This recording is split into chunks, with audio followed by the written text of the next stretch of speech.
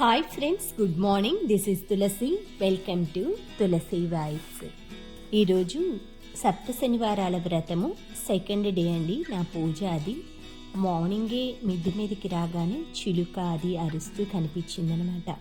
చాలా పాజిటివ్గా అనిపిస్తుంది నాకు చిలుకలు అలా కనిపించినప్పుడు.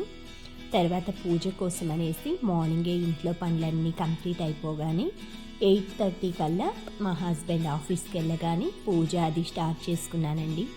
ఎందుకంటే మళ్ళీ మధ్యలో డిస్టర్బెన్స్ అలా ఉండకూడదు కదా పూజకి. అది అట్లీస్ట్ నాకు ఈ పూజ వచ్చేసి 40 minutes to 45 minutes పడుతుందండి. ఎందుకంటే పిండి దీపాలు చేసుకోవాలి, వెంకటేశ్వర స్వామి ప్రతిమ, పూజ సామాన్లు అవన్నీ క్లీన్ చేసుకోవాలి.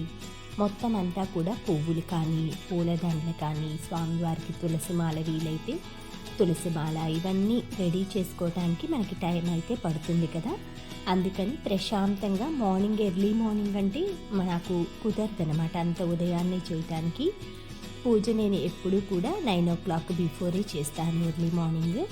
ఎప్పుడైనా పండుగలు అలాంటప్పుడు మాత్రం తొందరగా చేసుకుంటానన్నమాట. ఎందుకంటే మనకి పండుగలప్పుడు పిండి వంటలు ఇలాంటివన్నీ చేయాలి కదా, టైం పడుతుంది కాబట్టి. బ్రాహ్మీ ముహూర్తం అలా అయితే నేను ఒక్కసారి 2 సార్లే చేశానండి పూజ అది. అయ్యప్ప స్వామి మాల వేసుకున్నప్పుడైతే 4 o'clock చేసుకుంటాను. మా హస్బెండ్ అయ్యప్ప మాల వేసుకుంటారు కదా, ఆ టైంలో అయితే 4 o'clock చేసుకుంటానన్నమాట. మిగతా రోజులన్నీ మాత్రం 9 o'clock బిఫోర్ చేసుకుంటాను. ఇలా స్వామివారిని విగ్రహాన్ని ప్లేట్లు అలా పెట్టేసుకొని పువ్వులు మన దగ్గర ఏ పుష్పాలు ఉంటే అవి అలంకరించుకోవచ్చండి. ఎన్నో రకాల పువ్వులు తీసుకురావాలి, పూజ చేయాలి, ఇలాంటి నియమాలు ఏమీ ఉండవన్నమాట. కొన్ని పువ్వులు, తులసి దళాలు, స్వామివారికి తులసిమాల అవి ఇష్టం కాబట్టి మీ దగ్గర ఏ పువ్వులు ఉంటే అవి తీసుకోవచ్చు. ముందుగా స్వామిని ఇలా మొత్తం కూడా నేను వాటర్తో అభిషేకం అది చేసుకున్నాను. తరువాత గంధము కుంకుమ బొట్లు పెట్టుకొని ఒక ప్లేట్లో తమలపాకు పైన స్వామివారి విగ్రహం పెట్టుకున్న తర్వాత శంకుచక్ర దీపాలు నా దగ్గర ఉన్నాయండి. లేకపోతే మీరు నార్మల్ దీపాలతో అయినా అవి చేసుకోవచ్చు. దీపానికి ఎప్పుడూ కూడా కుంకుమ బొట్టు పెట్టుకోవాలి. చిన్నది పంచపాత్రలో కలశంలాగా భావించి కలశంలాగా పెట్టుకుంటాను. అది కూడా నాకు పైన వైపు కలశం అంటే పూజలు అలా చేసుకుంటుంటాం కదా, డైలీ మనం పూజ చేసేప్పుడు కలశం అలా పెట్టుకోవచ్చు అనమాట. నేను చిన్న సైజు చెంబులో అలా కలశంలాగా పెట్టుకున్నానండి. ఇక్కడ మీకు సైడ్న రాగి చెంబు కనిపిస్తుంది కదా, అక్కడ పెట్టుకున్నానమాట. అది అంటే పైన వచ్చేసి కొబ్బరికాయ ఉంటుంది కదా, దానికి నా దగ్గర ఒక చిన్న క్లాత్ అది పెట్టేసేసుకొని ఆ కలశంనైతే ఈ చెంబు ఇక్కడ పక్కన పెట్టుకున్నాను. అంటే ఈ పూజ సామాన్లు ఇవన్నీ కూడా ఇక్కడ పెట్టుకోవాలి కాబట్టి ఇక్కడ కొంచెం మనకి అడ్డం అనిపించేసి పక్కనే దేవుడి మందిరంలోనే ఎక్కడైనా దేవుడి మందిరంలో పెట్టుకోవచ్చు. ఫస్ట్ ఈ పూజకు వచ్చేసి వెంకటేశ్వర స్వామికి మనం పుష్పాలతోటి ఇవన్నీ కూడా షోడచోపచార పూజ అనేసి మనకి 16 ఉపచారాలు ఉంటాయి కదా. మనకి గణపతి నవరాత్రుల్లో ఓం గణాధిపాయ నమః పాదవు పూజయామి అలా చేస్తుంటాం కదా. అదే విధంగా ప్రతి పూజకు కూడా మనం ఇలా ప్రత్యేకంగా చేసుకునేప్పుడు ఆ పూజలో వివిధ రూపాల్లో షోడశోపచార పూజ అనేది ధూప దీప నైవేద్యం ఇలాగా ఆయనకి పాదాల నుంచి మొత్తం తల వరకు కిరీటం వరకు పూజ అవి చేసుకోవాలి. ఈ పూజలు ఎక్కువగా 7 అనేవి ఎక్కువగా వాడుతూ ఉంటారు. ఈ పూజ గురించి వివరంగా చెప్పాలంటే ఇది మనం శని భగవానుడి నుంచి ఆయన బారి నుంచి మనం తప్పించుకోవటానికి ఆ వెంకటేశ్వర స్వామిని ఈ పూజ ద్వారా ఆయన అనుగ్రహం ఉన్నదంటే శని భగవానుడు మనల్ని ఏమీ చేయలేడనమాట. ఎందుకంటే వెంకటేశ్వర స్వామిని కొలిచే వాళ్ళ జోలికి ఆ శనిదేవుడు రాడనమాట. మనకి ఏదైనా కూడా చాలామందికి ఈ గ్రహాలు దోషం ఉంది, ఆ గ్రహం దోషం ఉంది అంటూ ఉంటారు కదా. దానికి పెద్ద పెద్ద నవగ్రహ పూజలు, దోష నివారణ పూజలు, వీటన్నింటికంటే ఇంట్లోనే ఈజీగా మనం మన శక్తికి తగినట్లుగా చేసే పూజ ఈ సప్త శనివారాల వ్రతం అని చెప్పవచ్చు. ఈ వ్రతంలో ప్రతిదీ కూడా 7 అనే సంఖ్యతో వాడుతారు. అది మనం ఆ దీపానికి వేసే ఒత్తుల దగ్గర నుంచి పిండి దీపాలు ఈ పూజకి ప్రత్యేకంగా వాడతారు. పిండి దీపాలంటే బియ్యం పిండి, చక్కెర లేదా బెల్లం, ఆవు నెయ్యి, ఈ 3 కలిపేసి మీరు ఆవు నెయ్యి ప్లేస్లో నువ్వుల నూనె కూడా వేసుకొని దీపాలని తయారు చేసుకోవచ్చు. దీపాలలో నువ్వుల నూనె పోసుకోవాలి. నువ్వుల నూనె శనిదేవుడికి ప్రీతి కాబట్టి ఎక్కువగా నలుపుతో ఉండేవి నల్ల ద్రాక్ష ప్రసాదంగా, చిమ్మిరి ఉండలు అంటే నువ్వులతో చేసే లడ్డూలు ప్రసాదంగా నివేదించుకోవాలి. తర్వాత కొబ్బరికాయ, పూజకి పువ్వులు, మనం తాంబూలం ఇలాంటివన్నీ పండ్లు ఇలాంటివి ఈ పూజలో వాడుకోవాలి. మనం ముందుగా వెంకటేశ్వర స్వామికి మనం అష్టోత్తరము, ఆయనకి ప్రతిరోజు నిత్య పూజలో చేస్తాం కదా, ఆచమనం, ఆ గాయత్రి మంత్రం, సంకల్పం, కలశ పూజ, అష్టోత్తర పూజ ఇవన్నీ చేసుకున్న తర్వాత ఆ పిండి దీపాలని మనం ఇంట్లో శంకుచక్ర దీపాలు ఉంటే శంకుచక్ర దీపాలు, లేదు అంటే మనం ఎనీ దీపాలైనా వెలిగించుకోవచ్చు. ప్రత్యేకంగా చేసే పూజ కాబట్టి దీపాలు అవి మనం ఎక్కువ పెట్టుకుంటే మంచిది. నేను ఫస్ట్ వారం వచ్చేసి ఒక పిండి దీపం పెట్టుకున్నాను. అందులో 7 ఒత్తులు వేసుకోవాలి. ప్రతి దీపంలో కూడా ఎప్పుడు పెట్టినా 7 ఒత్తులు వేసుకోవాలి. ఈ పూజకి ప్రతిదీ కూడా 7 అనే సంఖ్యతో చేసుకోవాలి. మీరు వీలైతే 7 పుష్పాలు, 7 రంగుల పుష్పాలతో చేసుకోండి. 7 రకాల ప్రసాదాలు అవి కూడా నలుపు ఉండేట్లుగా చూసుకోండి ప్రసాదంలో. తర్వాత మనం ఈ పూజ అయిపోగానే మనం ఈ పూజలో అష్టోత్తరము, గోవిందనామాలు ఇవన్నీ చదువుకున్న తర్వాత కథలు ఉంటాయి. 3 కథలు. ఈ సప్త శనివారాల వ్రతంలో 3 కథలు కలిపి ఒక సప్త శనివారాల వ్రతం కథా పుస్తకం ఉంటుంది. లేదు అంటే మనం ఆన్లైన్లో యూట్యూబ్లో కొట్టినా వస్తాయన్నమాట. మొదటిది వచ్చేసి భృగు మహర్షి కథ, తరువాతది వచ్చి కుమ్మర భీముడు కథ, తరువాతది వచ్చేసి దేవదత్తుడి కథ. ఈ దేవదత్తుడు మనం కాంచీపురం బ్రాహ్మణుడు అని కథ ఉంటుందండి. ఇవన్నీ కూడా మనం యూట్యూబ్లో కొట్టినా కూడా కథలు అవి వస్తూ ఉంటాయి. అవి వింటూ కూడా పూజ అనేది మనం ముగించుకోవచ్చు. మీరు వీలైతే ఏదైనా పానకం, వడపప్పు అలా ప్రసాదాలు చేసుకోవచ్చు. లేదు అంటే కొబ్బరికాయ, పండ్లతోటి ఈ పూజ అనేది ముగించుకోవచ్చు. తర్వాత మనం వీలైతే ఎవరైనా అంటే బాగా భక్తి ఉన్న వాళ్ళని ఎంచుకోండి. మీరు ఈ వ్రతం పూజ చేసిన తర్వాత భార్యాభర్తలకి మనం ఈ వ్రతం అయిపోగానే ఏదైనా పలహారం మనం ఇస్తే మంచిదనమాట. లేదా భోజనం పెట్టినా మంచిది. లేదు మన మంచి మనసుండి భక్తి ఉన్న పని మనిషి మీ ఇంట్లో ఉన్నా కూడా ఆవిడికి కుంకుమ బొట్టు పెట్టేసి నైవేద్యం పలహారం పెట్టవచ్చు అన్నమాట. ఈ విధంగా మనం ఈ వ్రతం ఆచరించేటప్పుడు ఇలాంటి చిన్న చిన్న నియమాలు పాటించామంటే సరిపోతుంది. ఈ వ్రతంలో మనం దేని గురించి ఈ వ్రతం చేస్తున్నామో దానికి సంబంధించి మనం ఆర్థిక పరంగా అయితే మీరు 116 ముడుపు కట్టుకోవచ్చు పూజ మొదటి రోజు.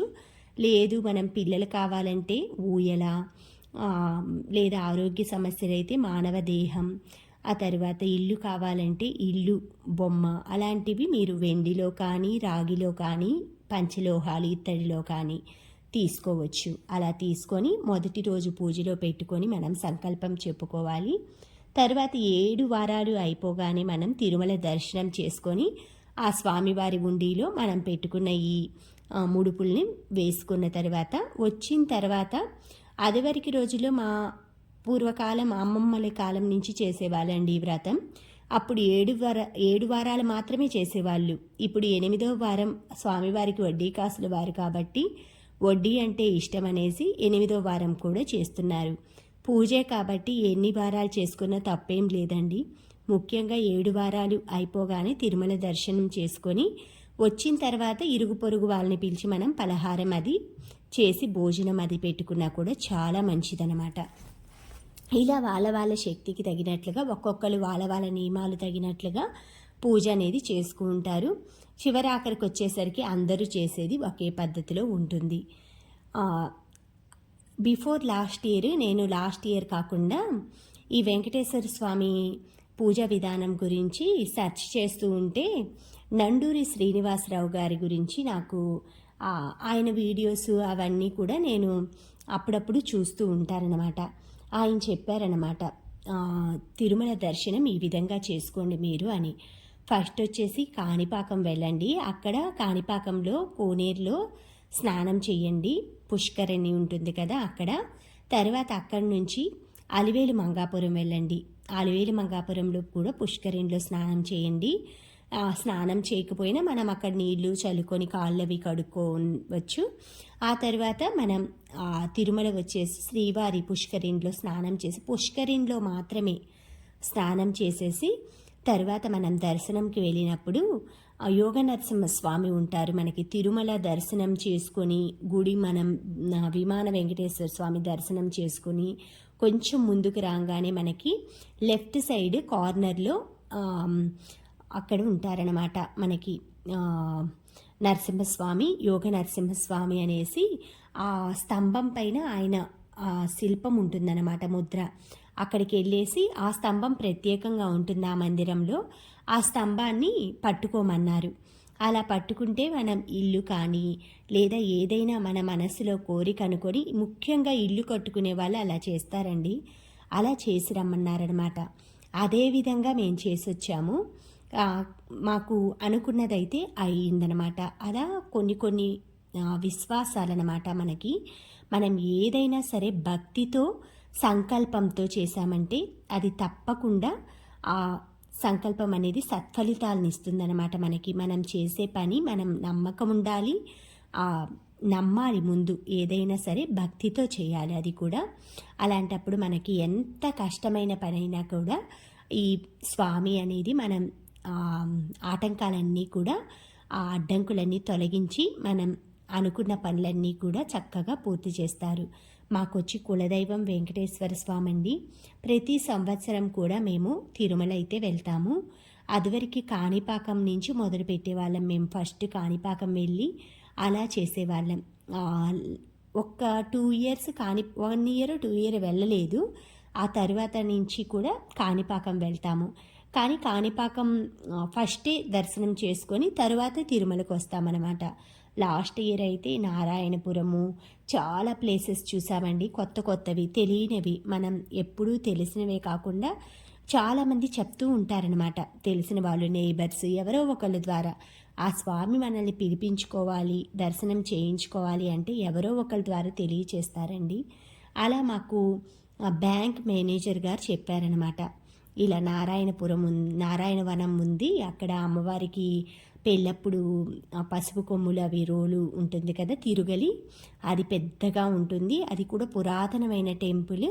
టైమింగ్స్ ఇవన్నీ కూడా చెప్పారనమాట. నారాయణవనము, తిరుత్తని, ఈ చుట్టుపక్కల అన్నీ కూడా చాలా తెలియనివి చూసాము. ఎప్పుడు కూడా జపాలి, శ్రీవారి పాదాలు, ఆకాశగంగా ఇలాంటివన్నీ మనం అలివేలు మంగాపురం, తిరుమలలో కపిల తీర్థం ఇవన్నీ చూసినవేనండి. ఎప్పుడు వెళ్ళినా కూడా ఇవన్నీ చూస్తూ ఉంటాము. తెలియనివి కూడా చాలా ఉన్నాయన్నమాట. వకులామాత టెంపుల్ ఇలాంటివన్నీ కొన్ని తెలియనివి మనకి తిరుమలలో చాలా ఉన్నాయి చుట్టుపక్కల.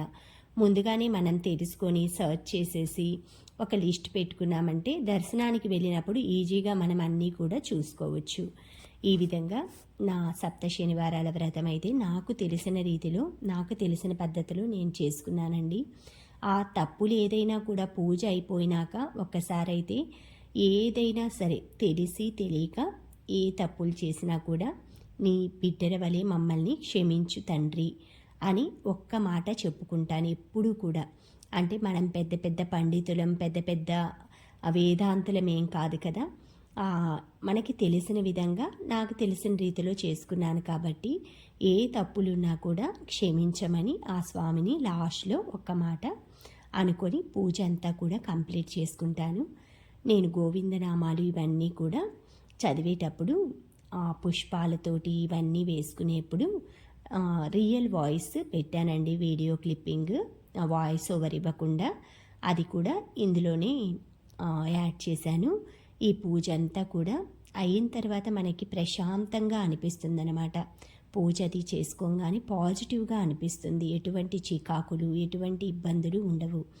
ఆ తర్వాత మనకి ఈ 7 వారాల్లో ఏదో ఒక వారం ఆ వెంకటేశ్వర స్వామి అయితే తప్పకుండా ఏదో ఒక రూపంలో మనకి కలలో కనిపిస్తారు.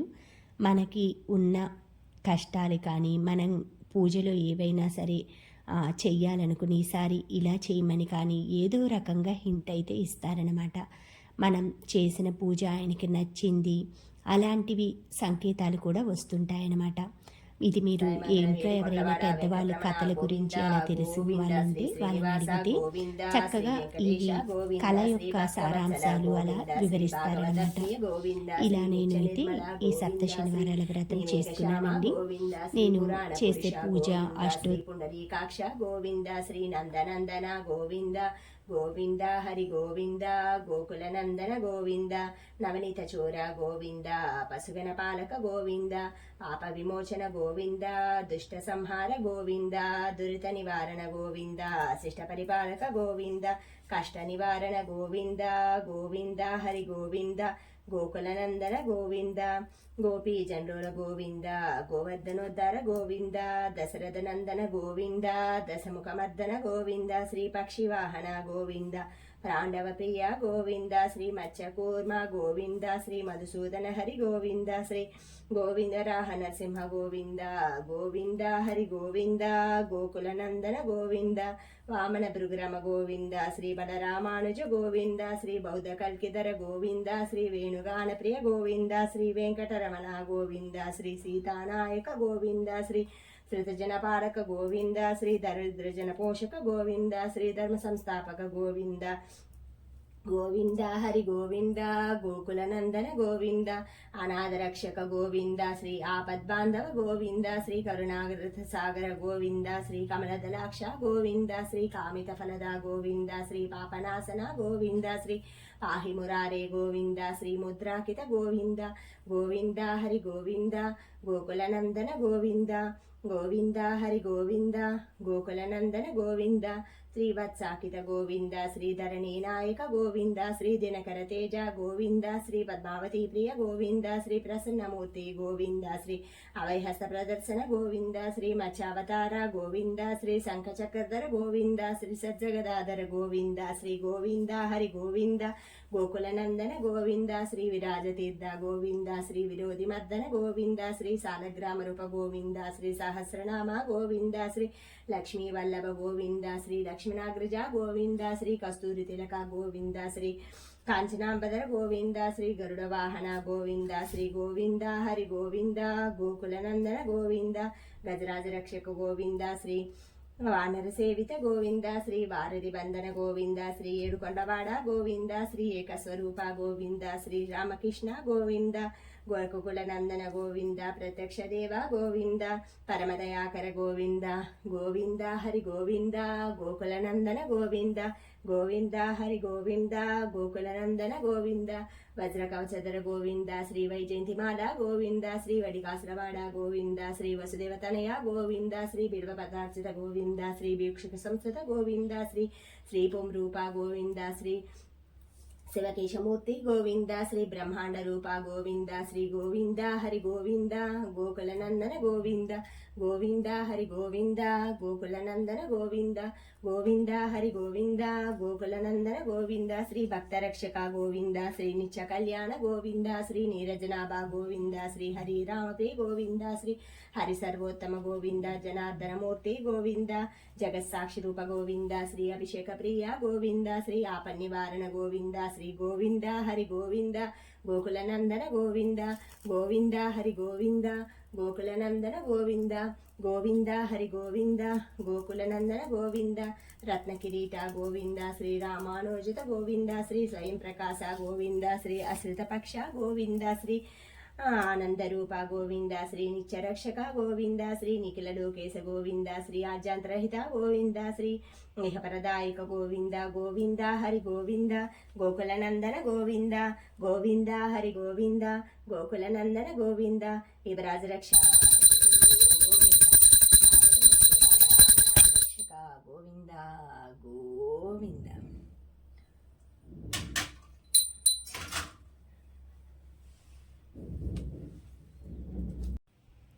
పూజ అది అయిపోగానే బ్రేక్ఫాస్ట్కి అది రెడీ చేసుకున్నానండి. పూజ చేసిన తర్వాత కొంచెం సేపు అయితే అక్కడే ప్రశాంతంగా కూర్చోవాలనిపిస్తుంది అనమాట. ఏవైనా మీరు వెంకటేశ్వర స్వామి పాటలు కూడా ఈ టైంలో నేర్చుకోవచ్చు. ఒక పాట ఒక్కొక్క వారం ఒక్కొక్క పాటని మీరు టార్గెట్గా పెట్టుకొని అలా మీరు పూజ చేసుకునేటప్పుడు చక్కగా నేర్చుకోవచ్చు.